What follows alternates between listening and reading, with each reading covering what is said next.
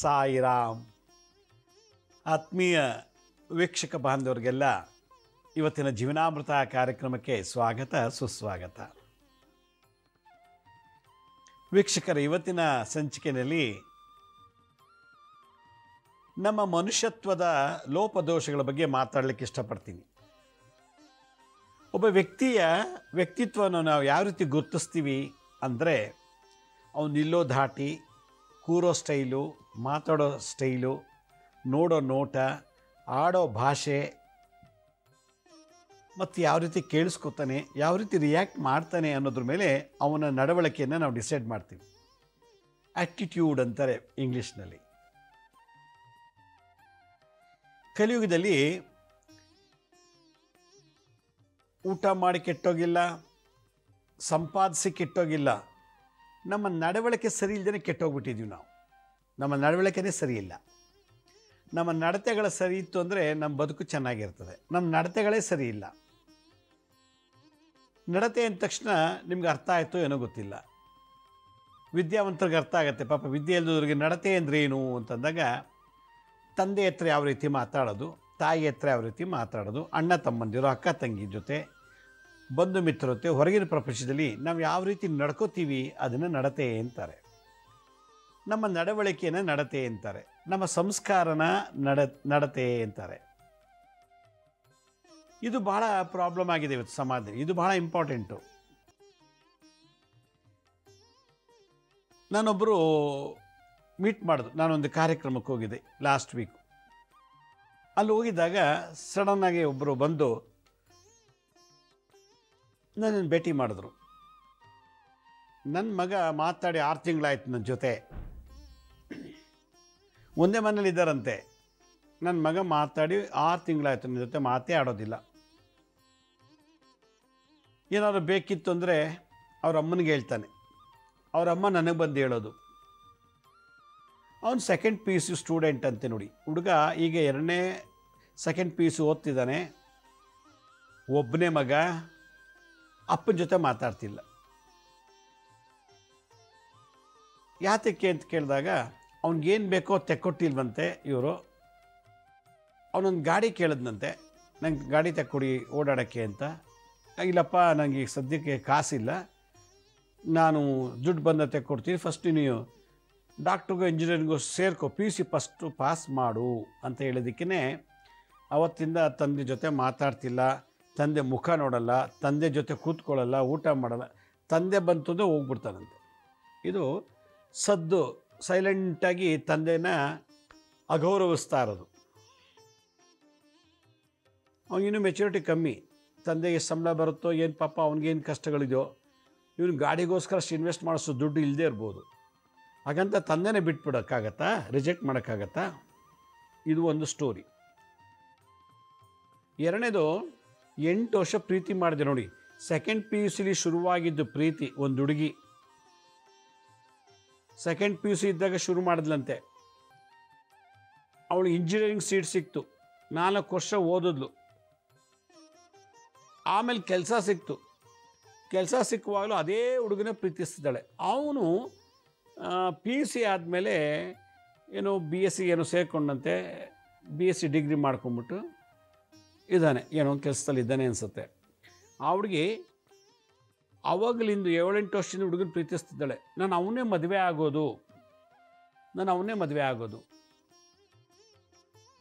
ಅವನೇನು ಅಂತ ನನಗೆ ಗೊತ್ತು, ನಾನೇನು ಅಂತ ಅವನಿಗೆ ಗೊತ್ತು. ತಂದೆ ತಾಯಿಗಳು, ನೀನು ಇಂಜಿನಿಯರ್ ಓದಿ ಒಳ್ಳೆ ಸಂಬಳ ತಗೋತಿದ್ಯಾ, ಅವನು BSc ಓದಿದ್ದಾನೆ, ನಮ್ಮ ಜಾತಿ ಎಲ್ಲ ಬಂಧು ಅಲ್ಲ, ಬಳಗ ಅಲ್ಲ, ಅವನ ಜೊತೆ ಮದುವೆ ಮಾಡ್ಕೊಬೇಡಮ್ಮ, ನೀವು ಒಳ್ಳೆ ಹುಡುಗನ ಹುಡುಕಿ ನಾವು ಮದುವೆ ಮಾಡ್ತೀವಿ ಅಂತ ಹೇಳಿದ್ರೆ ನಾನು ಅವನೇ ಮದುವೆ ಆಗೋದು.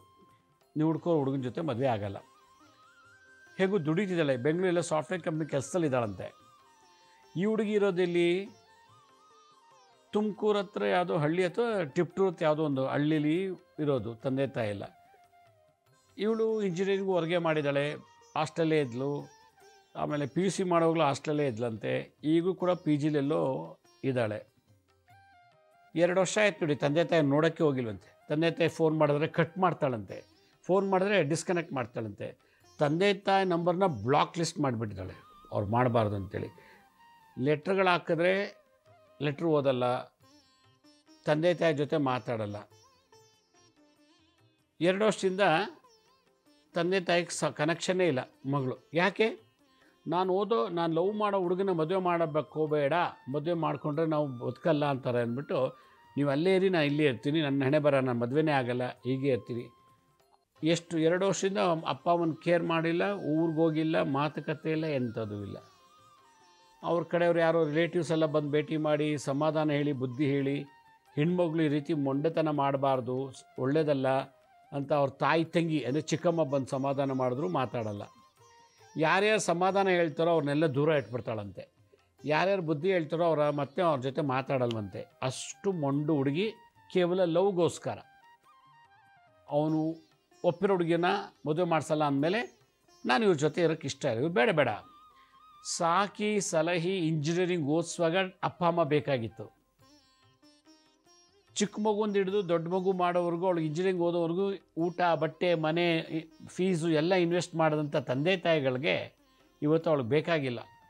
ತಂದೆ ಬೇಡ, ತಾಯಿ ಬೇಡ, ಆ ಹುಡುಗ ಬೇಕು. ಅವನು ಯಾರು? ಬೇರೆಯವನು.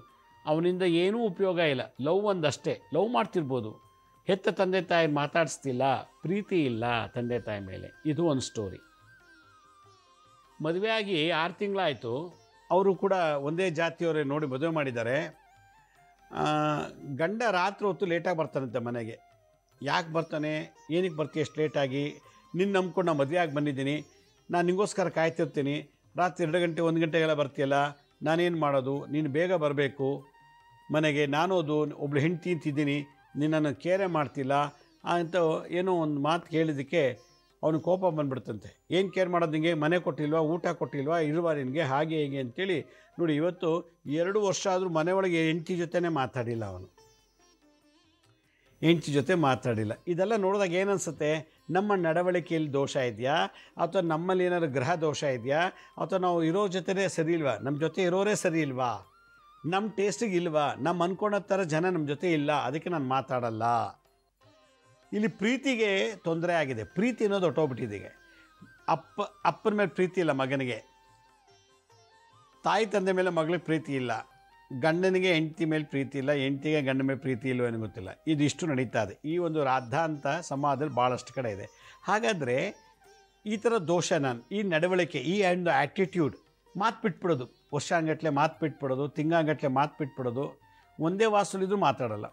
ಯಾಕೆ? ಸ್ವಲ್ಪ ದಿವಸ ಬೆಳೀತಾ ಅಥವಾ ಯಾವುದೋ ಒಂದು ವಿಚಾರದಲ್ಲಿ ನಾವು ನಮಗೆ ಇಷ್ಟ ಆದವ್ರನ್ನ ನಾವು ಮಾತಾಡೋಲ್ಲ, ಅವ್ರ ಮುಖ ದರ್ಶನ ಮಾಡಲ್ಲ, ಅವ್ರ ಜೊತೆ ಬೆರೆಯಲ್ಲ, ಯಾವುದೇ ರೀತಿ ಸಂಪರ್ಕ ಇಟ್ಕೊಳ್ಳಲ್ಲ. ಕಾರಣ ಏನು? ನಿನ್ನೆ ಯಾರೋ ಒಬ್ರು, ನಾನೊಂದು ಟೆಂಪಲ್ಗೆ ಹೋಗಿದ್ದೆ, ನನ್ನ ಕಾರ್ಯಕ್ರಮ ಡೈಲಿ ನೋಡ್ತಾರಂಥವ್ರು. ನಾನು ನೋಡಿದ ತಕ್ಷಣ ಸಡನ್ನಾಗಿ ಬಂದುಬಿಟ್ಟು ಅವ್ರ ಮಗಳನ್ನ ಕರ್ಕೊಂಬಂದು ಪರಿಚಯ ಮಾಡಿಕೊಟ್ರು. ಅವ್ರ ಮಗಳು ಕೂಡ ಯಾವುದೋ ಮಾಸ್ಟರ್ ಡಿಗ್ರಿ ಓದ್ತಿದ್ದಾಳೆ. ಅವ್ರದ್ದೇನು ಪ್ರಾಬ್ಲಮ್ ಅಂತಂದರೆ, ಪ್ರಾಬ್ಲಮ್ ಏನೂ ಇಲ್ಲ ಅವ್ರ ಮನೇಲಿ. ಅವಳು ಲವ್ ಮಾಡ್ತಿದ್ದಾಳಂತೆ ಒಂದು ಹುಡುಗ, ಅವನು ಇವಳ ಜೊತೆ ಮಾತಾಡ್ತಿಲ್ವಂತೆ 6 ತಿಂಗಳಿಂದ. ಮೆಸೇಜ್ ಮಾಡಿದ್ರು ರಿಸೀವ್ ಮಾಡಲ್ವಂತೆ, ಅವನು ಫೋನ್ ಮಾಡಿದ್ರು ಕಾಲ್ ತೊಗೊಳಲ್ವಂತೆ, ಅವ್ನು ಇರೋ ಜಾಗಕ್ಕೆ ಹೋದ್ರು ಕೂಡ ಮೀಟ್ ಮಾಡಿದ್ರು ಮಾತಾಡೋವಂತೆ, ಎದ್ದೊಟ್ಟೋಗ್ತಾನಂತೆ. ಏನೋ ನೋಡಿ, ನನ್ನ ಮಗಳು ಯಾರೋ ಲವ್ ಮಾಡ್ತಿದ್ದಾಳೆ, ಅವ್ನು ಮಾತಾಡ್ತಿಲ್ಲ, ಮೆಸೇಜ್ ಮಾಡ್ತಿಲ್ಲ, ನಾನು ಹೇಳೋ ಕಡೆ ಬರ್ತಿಲ್ಲ, 6 ತಿಂಗಳಾಯಿತು ನನ್ನ ಜೊತೆ ಮಾತಾಡೋದು ಬಿಟ್ಬಿಟ್ಟಿದೆ ಅಂತ ಇವಳು ಊಟ ತಿಂಡಿ ಬಿಟ್ಬಿಟ್ಟು ಮನೆಗೆ ಕೂತಿದ್ದಾಳಂತೆ. ಇದಕ್ಕೇನು ಪರಿಹಾರ ಹೇಳಿ ಅಂತಾರೆ. ಎಲ್ರಿಗೂ ಅರ್ಥವಾಯ್ತೋ ಏನೋ ಅನಿಸುತ್ತೆ. ಮಗಳು ಯಾರೋ ಹುಡುಗ ಲವ್ ಮಾಡ್ತಿದ್ದಾಳಂತೆ, ಅವನು 6 ತಿಂಗಳಿಂದ ಇವಳು ಫೋನ್ ತೊಗೊಳಲ್ಲ, ಮೆಸೇಜ್ ಮಾಡ್ತಿಲ್ಲ, ಮಾತಾಡ್ತಿಲ್ಲ, ನೋಡಿದ್ರು ಹೊಟ್ಟೋಗ್ತಾನಂತೆ. ಹಿಂಗೆ ಮಾಡ್ತಾಯಿದ್ದಲ್ಲ ಅಂತ ಇವಳು ಊಟ ತಿಂಡಿ ಬಿಟ್ಟು ಮನೇಲಿ ಒಳ್ಳೆ ಕೂತ್ಬಿಟ್ಟಿದ್ದಾಳೆ, ಮಂಕ ಕೂತಿದ್ದಾಳೆ, ನಮ್ಮ ಮಾತು ಏನೂ ಕೇಳಲ್ಲ. ಅವನು ಫೋನ್ ಮಾಡದೇ ಇರೋಕ್ಕೆ ನಾವು ಕಾರಣನಾ? ಅವ್ನು ಮೆಸೇಜ್ ಮಾಡಲಿಲ್ಲ ನಾವು ಹೊಣೆನಾ? ಇವಳು ಯಾಕೆ ಲವ್ ಮಾಡೋಕ್ಕೆ ಹೋದ್ಲು?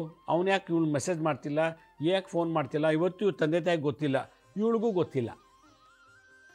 ಆಮೇಲೆ ನಾವು ಜೊತೆಲ್ಲ ಆಮೇಲೆ ಏನೋ ಒಂದು ವಿಚಾರ ಮಾಡಿ ಮಾತಾಡಿದಾಗ ಅವ್ನ ಫೋನ್ ನಂಬರ್ ತೊಗೊಂಡು ನಮ್ಮಲ್ಲಿ ಯಾರೊಬ್ಬರು ಮಾತಾಡಿದಾಗ ಇವಳು ಯಾರ ಜೊತೆಲೂ ಒಂದು ಕಾಫಿ ಕುಡಿಯೋಕ್ಕೂ ಅವನ ಜೊತೆ ಓದ್ಲಂತೆ. ನಾನು ಲವ್ ಮಾಡ್ತಿದ್ದೀನಿ, ಇವಳು ಇನ್ನೊಬ್ಬರ ಜೊತೆ ಕೂತ್ಕೊಂಡು ಹೋಟ್ಲೆಲ್ಲ ಕೂತ್ಕೊಂಡು ಲಲ್ಲೆ ಹೊಡ್ಕೊಂಡು ಅವ್ರ ಜೊತೆ ಚಕ್ಕಂದ ಆಡ್ತಿದ್ದಾಳಲ್ಲ, ಇವಳು ನಂಗೆ ಬೇಡವೇ ಬೇಡ ಅಂಥೇಳಿ ನಾನು ಅವನ ಜೊತೆ ಮಾತಾಡೋದು ಬಿಟ್ಬಿಟ್ಟಿದ್ದೀನಿ ಅಂತ ಅಂದಂತೆ. ಇದು ವಿಶೇಷ. ಹೀಗೆ ಬಾಂಧವ್ಯದಲ್ಲಿ ಬಿರುಕು, ಸಂಬಂಧದಲ್ಲಿ ಬಿರುಕು, ಬಾಂಧವ್ಯನು ಅಪ್ಪ ಮಗ ಮಾತಾಡಲ್ಲ, ಮಗಳು ಅಪ್ಪ ಅಮ್ಮನ ಜೊತೆ ಮಾತಾಡಲ್ಲ, ಗಂಡ ಹೆಂಡತಿ ಜೊತೆ ಮಾತಾಡ್ತಿಲ್ಲ, ಒಬ್ಬ ಲವರ್ ಇನ್ನೊಬ್ಬಳ ಜೊತೆ ಮಾತಾಡ್ತಿಲ್ಲ. ಇದೆಲ್ಲ ನೋಡಿದಾಗ ನಮಗೇನೋ ಒಂದು ಕೊರತೆ ಇದೆ. ಏನದು? ಪ್ರೀತಿ ಅಂದರೆ ಶುಕ್ರ ಗ್ರಹ ಲವ್ ಮಾಡ್ತಾನೆ. ಪ್ರೀತಿ ಅಂದ್ರೇನು? ಕೇರ್ ಟೇಕರ್ ಅಂತ. ನಮ್ಮ ಬಗ್ಗೆ ತುಂಬ ಕೇರ್ ತಗೊಳ್ಳೋರಿಗೆ ಪ್ರೀತಿ ಅಂತಾರೆ. ಅದಕ್ಕೆ ಲವ್ ಅಂತಾರೆ ಇಂಗ್ಲೀಷ್ನಲ್ಲಿ. ನಾವು ಯಾಕೆ ಲವ್ ಮಾಡ್ತೀವಿ? ನಮ್ಮ ಬಗ್ಗೆ ಕೇರ್ ತಗೋತಾ ಇದ್ದಾರೆ, ಅದಕ್ಕೆ ನಾವು ಲವ್ ಮಾಡ್ತಾಯಿದ್ದೀವಿ. ಅವ್ರು ನಂಬಿದ್ರೆ ನನಗೆ ಒಳ್ಳೆಯದಾಗತ್ತೆ. ಟ್ರಸ್ಟ್ ಅಂದ್ರೇನು? ನಂಬಿಕೆ ಅಂದರೆ ಲವ್ ಅಂತ. ನಾನು ತುಂಬ ನಂಬಿದ್ದೀನಿ ಅಂದರೆ ಅವ್ನು ಲವ್ ಮಾಡ್ತಾಯಿದ್ದೀನಿ ಅಂತ ಅರ್ಥ. ನನ್ನ ಮೇಲೆ ತುಂಬ ವಿಶ್ವಾಸ ಇದೆ, ಏನು ಹೇಳಿದ್ರು ಕೂಡ ನನಗೊಂದು ಅವನ ಮೇಲೆ ಸೆಕ್ಯೂರಿಟಿ ಇದೆ ಅಂತಂದರೆ ನಾನು ಅವ್ನು ಲವ್ ಮಾಡ್ತೀನಿ. ಲವ್ ಅಂದರೆ ಸೆಕ್ಸ್ ಅಲ್ಲ. ಲವ್ ಅಂದರೆ ದೇಹ ಸುಖ ಪಡೋದು ಅಂತಲ್ಲ. ಲವ್ ಅಂದರೆ ಅಫೆಕ್ಷನ್ನು, ಲವ್ ಅಂದರೆ ಟ್ರಸ್ಟು, ಲವ್ ಅಂದರೆ ಕೇರ್ ಅಂತ. ಲವ್ ಅಂದರೆ ಬಿಲೀವ್, ನಂಬಿಕೆ. ಇದಕ್ಕೆ ಲವ್ ಅಂತಾರೆ. ಎಷ್ಟೋ ಜನ ಲವ್ ಅಂದ ತಕ್ಷಣ ಸೆಕ್ಸ್ ಅಂತ. ತಪ್ಪದು. ನಮ್ಮ ನಂಬಿಕೆ, ನಮ್ಮ ವಿಶ್ವಾಸ, ನಮ್ಮ ಬಗ್ಗೆ ಕಾಳಜಿ ತೋರಿಸ್ತಾ ಇದ್ದಾರೇ ನಮ್ಮನ್ನು ಲವ್ ಮಾಡ್ತಿದ್ದಾರೆ ಅಂತ ಅರ್ಥ. ಇದು ಇವತ್ತಿನ ದಿವಸ ಕಮ್ಮಿ ಆಗ್ತಾ ಇದೆ. ಹಣಕ್ಕೋಸ್ಕರ ಲವ್ ಮಾಡ್ತಾರೆ, ರೂಪಕ್ಕೋಸ್ಕರ ಲವ್ ಮಾಡ್ತಾರೆ, ದ್ವೇಷ ಅಸೂಯೆ ತೀರಿಸ್ಕೊಳ್ಳೋಕ್ಕೆ ಲವ್ ಮಾಡ್ತಾರೆ, ಚಾಲೆಂಜಿಗೆ ಲವ್ ಮಾಡ್ತಾರೆ, ಮತ್ತು ಅವ್ರು ಏನಾರು ಮಾಡಿ ಹಾಳು ಮಾಡಬೇಕು ಅನ್ನೋ ಅರ್ಥದಲ್ಲಿ ಲವ್ ಮಾಡ್ತಾರೆ. ಇಲ್ಲ ಒಂದು ಕ್ಷಣ ದೇಹ ಸುಖ ಬೇಕು, ನಾವು ಸೆಕ್ಸ್ ಮಾಡಬೇಕು ಅನ್ನೋಕ್ಕೋಸ್ಕರ ಲವ್ ಮಾಡ್ತಾರೆ. ಅದರಿಂದ ಈ ಲವ್ ಅನ್ನೋದಕ್ಕೆ ಇವತ್ತು ಅರ್ಥ ಹೋಗ್ತಾ ಇದೆ, ಅದು ಮರ್ಯಾದೆ ಹೋಗ್ತಾ ಇದೆ. ಲವ್ಗೆ ಅಧಿಪತಿ ಯಾರು? ಶುಕ್ರ ಗ್ರಹ. ಯಾರಿಗೆ ಶುಕ್ರದ ಮತ್ತು ಸೂರ್ಯಗ್ರಹದ ದೋಷ ಇರ್ತದೋ ಅವ್ರಿಗೆ ಈ ರೀತಿ ಆಗ್ತದೆ ಆಯಾ ದಶಾಭುಕ್ತಿ ಬರುವಾಗ, ಆಯಾ ದಶಾಭುಕ್ತಿನಲ್ಲಿ. ಅದಕ್ಕೆ ಸೂರ್ಯದಶ ಶುಕ್ರಭುಕ್ತಿ ಅಥವಾ ಶುಕ್ರದಶ ಸೂರ್ಯಭುಕ್ತಿನಲ್ಲಿ ನೋಡಿದಾಗ ಕೆಲವರಿಗೆ ಈ ರೀತಿ ಬಾಂಧವ್ಯದಲ್ಲಿ ಬಿರುಕು. ಈ ಥರದ್ದು ಏನಾಗುತ್ತೆ? ಅಯ್ಯೋ ನನ್ನ ಮಗ ಮಾತಾಡ್ತಿಲ್ವಲ್ಲ, ನಾನಂಥ ಕೆಟ್ಟ ತಂದೆನಾ ಅಂತೇನೋ ಅವ್ರ ಅಪ್ಪನಿಗೆ ದಿನಾ ಡಿಪ್ರೆಷನ್. ಅಯ್ಯೋ ನನ್ನ ಮಗಳು 2 ವರ್ಷ ಆಯಿತು ನಮ್ಮ ಮನೆ ಬಿಟ್ಟು ಹೋಗಿ, 2 ವರ್ಷದಿಂದಲೂ ನಮ್ಮ ಮನೆಗೆ ಬಂದಿಲ್ಲ, ಮಾತಾಡ್ತಿಲ್ಲ, ಫೋನ್ ಇಲ್ಲ ಅಂತ ತಂದೆ ತಾಯಿಗೆ ಅದೇ ಡಿಪ್ರೆಷನ್ನು. ಅಯ್ಯೋ ಗಂಡ ಸರಿಯಾಗಿ ಮಾತಾಡ್ತಿಲ್ವ ಅಂತ, ಮದುವೆ ಆಗಿ 6 ತಿಂಗಳಾಗಿದೆ ಆಲೇ ಗಂಡ ಮಾತಾಡ್ತಿಲ್ವ ಅಂತೇಳಿ ಅವಳಿಗೆ ಅದೇ ಡಿಪ್ರೆಷನ್. ಅಯ್ಯೋ ಬೇರೆ ಯಾರನ್ನಾರು ಮದುವೆ ಮಾಡ್ಕೊಂಡು ಎಷ್ಟು ಚೆನ್ನಾಗಿರ್ತಿತ್ತೆ, ಇಂಥವ್ನು ಕಟ್ಕೊಂಡಲ್ಲ ಅಂಥೇಳಿ ಅವಳಿಗೆ ಮದುವೆ ಮೇಲೆ ಅಲರ್ಜಿ, ಆಲಸ್ಯ, ಜಿಗುಪ್ಸೆ, ಡಿಪ್ರೆಷನ್. 3-4 ವರ್ಷದಿಂದ ಲವ್ ಮಾಡಿದೆ, ಇವಳು ಯಾವಳ ಜೊತೆನೂ ಓಡಾಡ್ತಿದ್ದಾಳೆ ಅಂತೇಳಿ ಅವನು ಅವಳ ಹತ್ರ ಮಾತಾಡೋದೇ ಬಿಟ್ಟುಬಿಟ್ಟಾನೆ. ಅವನಿಗೊಂಥರ ಡಿಪ್ರೆಷನು. ಇಷ್ಟೆಲ್ಲ ಲವ್ ಮಾಡ್ತಿದ್ದೀನಿ, ಅವಳು ಇವತ್ತು ಅವನ ಜೊತೆ ಕೂತ್ಕೊಂಡು ಗಾಡೀಲಿ ಹೋಗಿ ಕಾಫಿ ಕುಡಿತಿದ್ಲು, ಅವನ ಜೊತೆ ಓಡಾಡ್ತಿದ್ದಾಳೆ ಅಂತ ಅವನು ಅಂದ್ಕೊಂಡಿದ್ದಾನೆ. ಆಮೇಲೆ ಗೊತ್ತಾಯಿತು ಅವಳು ಚಿಕ್ಕಪ್ಪನ ಮಗನ ಜೊತೆ ಅವಳು ಓಡಾಡ್ತಿದ್ಲು ಅಂತೇಳಿ. ಅವ್ನಿಗೆ ಅದು ಗೊತ್ತಾಗಿಲ್ಲ, ದಡ್ಡ. ಆಮೇಲೆ ನಾನು ಮಾಡ್ತಿರೋ ಲವ್ ಹುಡುಗಿ ಬೇರೆಯವ್ರ ಜೊತೆ ಹೋಗ್ತಿಲ್ಲ, ಸ್ವಂತ ಚಿಕ್ಕಪ್ಪನ ಮಗನ ಜೊತೆ ಓಡಾಡ್ತಿದ್ದಾಳೆ, ಅಣ್ಣನ ಜೊತೆ ಹೋಗಿದ್ದಾಳೆ ಅನ್ನೋದು ಅವನಿಗೆ ಅರಿವೇ ಆಗಲಿಲ್ಲ. ಮಿಸ್ಇಂಟರ್ಪ್ರಿಟೇಷನ್. ಚಾಡಿ ಮಾತು ಕೇಳಿ ಮಾತು ಬಿಟ್ಬಿಡ್ತಾರೆ, ಕೆಟ್ಟದ್ದು ನೋಡಿ ಮಾತು ಬಿಟ್ಬಿಡ್ತಾರೆ. ಕೆಲವು ಟೈಮು ಅವರೇ ತಪ್ಪು ಮಾಡಿಕೊಂಡು ಅವಮಾನ ಆಗುತ್ತಲ್ಲ ಅಂತ ಮಾತು ಬಿಟ್ಬಿಡ್ತಾರೆ. ಹೀಗೆ ಈ ಪ್ರೇಮಕ್ಕೆ ಬಲಿ ಆಗ್ತಾಯಿದ್ವಿ ನಾವು. ಈಗ ಬಾಂಧವ್ಯಕ್ಕೆ ಬರೆ ಬೀಳ್ತಾ ಇದೆ, ಬಾಂಧವ್ಯದಲ್ಲಿ ಬಿರುಕು ಬಿಡ್ತಾ ಇದೆ, ಬಾಂಧವ್ಯದಲ್ಲಿ ಲೋಪದೋಷ.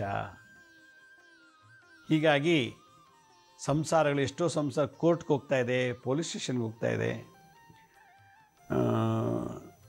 ನಾನು ಅಂದ್ಕೊಂಡಂಗೆ ಆಗಲಿಲ್ಲ ಅಂದಾಗ ನಾವು ದ್ವೇಷಿಸ್ತೀವಿ.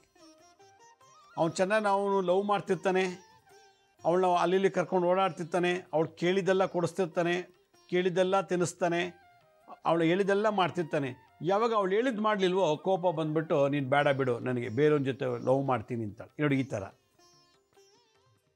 ಯಾವಾಗ ನಮಗೆ ಬೇಕಾದದ್ದು ಕೈ ಸಿಕ್ಕಿಲ್ಲ, ಬೇಕಾದದ್ದು ನಾವು ಬಯಸಿದಂಥ ನಮಗೆ ಸಿಕ್ಕಲಿಲ್ಲ, ಆಗ ಅವ್ರ ಮೇಲೆ ತುಂಬ ಅಸಡ್ಡೆ, ತಿರಸ್ಕಾರ, ದ್ವೇಷ ಬಂದುಬಿಡ್ತದೆ.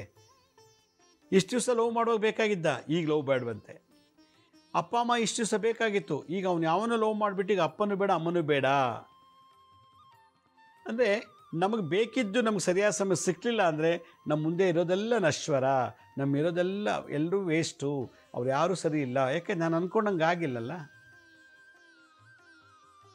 ಅವಳು ಇವತ್ತು ಮದುವೆ ಆಗ್ತಾನೆ, ನಾಳೆ ಮದುವೆ ಆಗ್ತಾನೆ ನನ್ನನ್ನು ಅಂತ ಕಾಯ್ತಾ ಇದ್ದಾಳೆ. ಇಲ್ಲಿ ಅಪ್ಪ ಅಮ್ಮನ ಬಿಟ್ಬಿಟ್ಟು ಅವಳು ಬಂದಿದ್ದಾಳೆ. ಅವನು 7 ವರ್ಷ ಲವ್ ಮಾಡಿಬಿಟ್ಟು ಏನು ಅನ್ನಿಸ್ತೇನೋ, ಇವಳಿಗಿಂತಲೂ ಚೆನ್ನಾಗಿರೋ ಹುಡುಗಿ, ಇವಳಿಗಿಂತಲೂ ಚೆನ್ನಾಗಿರೋ ಓದಿರೋಳು, ಒಳ್ಳೆ ಶ್ರೀಮಂತ ಮನೆ ಹುಡುಗಿ ಮೇಲೆ ಕಣ್ಣು ಬಿದ್ದಿದೆ ಅಂತ ಅವನಿಗೆ. ಇವಳು ಅಪ್ಪ ಅಮ್ಮನ ಇಷ್ಟರು ಮಾಡ್ಕೊಂಡು 2 ವರ್ಷ ಮನೆಗೆ ಹೋಗಿಲ್ಲ ಅವನಿಗೋಸ್ಕರ. ಅವನೇನು ಮಾಡಿದ್ದಾನೆ ಬ್ರಿಲಿಯಂಟು, ಇವಳಿಗಿಂತೂ ಚೆನ್ನಾಗಿರೋಳನ್ನ, ದುಡ್ಡಿರೋಳನ್ನ, ಒಳ್ಳೆ ಕೆಲಸದಲ್ಲಿರೋಳನ್ನ ಲವ್ ಮಾಡೋಕ್ಕೆ ಶುರು ಮಾಡ್ತಾ ಇದ್ದಾನಂತೆ. ಅದು ಇವಳಿಗೆ ಗೊತ್ತೇ ಇಲ್ಲ. ಅದು ಅವ್ರ ರಿಲೇಟಿವ್ಸೇ ಯಾರೋ ಒಬ್ರು ಹೇಳಿದರು, ಇವಳು ಮಾತು ಬಿಟ್ಬಿಟ್ಟು ಕೂತಿದ್ದಾಳೆ, ಅವ್ನು ನೋಡ್ರೆ ಇನ್ನೊಬ್ರ ಜೊತೆ ಓಡಾಡ್ತಾನೆ ಅಂತ. ನೋಡಿ, ಇದೆಲ್ಲ ಮೆಚುರಿಟಿ, ಇದು ಆ್ಯಟಿಟ್ಯೂಡ್ ಇಶ್ಯೂ, ಇದು ನಡವಳಿಕೆ ಇಶ್ಯೂ, ಇದೇ ಲೋಪದೋಷ. ಅದರಿಂದ ಈ ಪ್ರೀತಿಗೆ ನಾವು ಬೆಲೆ ಕೊಡಬೇಕು, ಹಣಕ್ಕೆ ಬೆಲೆ ಕೊಡಬಾರ್ದು. ಪ್ರೀತಿ ಅಂದ್ರೇನು? ನಮ್ಮದವ್ರನ್ನ, ನಮಗಾಗಿ ಅಳೋರು, ನಮಗಾಗಿ ತ್ಯಾಗ ಮಾಡೋರು, ನಮ್ಮನ್ನು ಕೇರ್ ತಗೊಳ್ಳೋರು, ನಮಗಾಗಿ ಗೈಡ್ ಮಾಡೋರು, ಇದನ್ನು ಲವ್ ಅಂತಾರೆ ನನ್ನ ಭಾಷೆಯಲ್ಲಿ. ಇಂಥವ್ರನ್ನ ನಾವು ಮಿಸ್ ಮಾಡ್ಕೋಬಾರ್ದು, ಇಂಥವ್ರಿಗೆ ತೊಂದರೆ ಕೊಡಬಾರ್ದು, ಇಂಥವ್ರಿಗೆ ನಾವು ಯಾವತ್ತೂ ಮಾನ ಮರ್ಯಾದೆ ತೆಗಿಬಾರ್ದು. ಅದರಿಂದ ಎಲ್ರೂ ಲವ್ ಮಾಡಿ, ಎಲ್ರಿಗೂ ಸರ್ವ್ ಮಾಡಿ, ಸೇವೆ ಮಾಡಿ, ಎಲ್ರೂ ರೆಸ್ಪೆಕ್ಟ್ ಮಾಡಿ. ಅದಕ್ಕೆ like all, love all, serve all, respect all ಅಂತ ನನ್ನ ತತ್ವ. ಈ 4 ಫಾರ್ಮುಲೆಗಳು.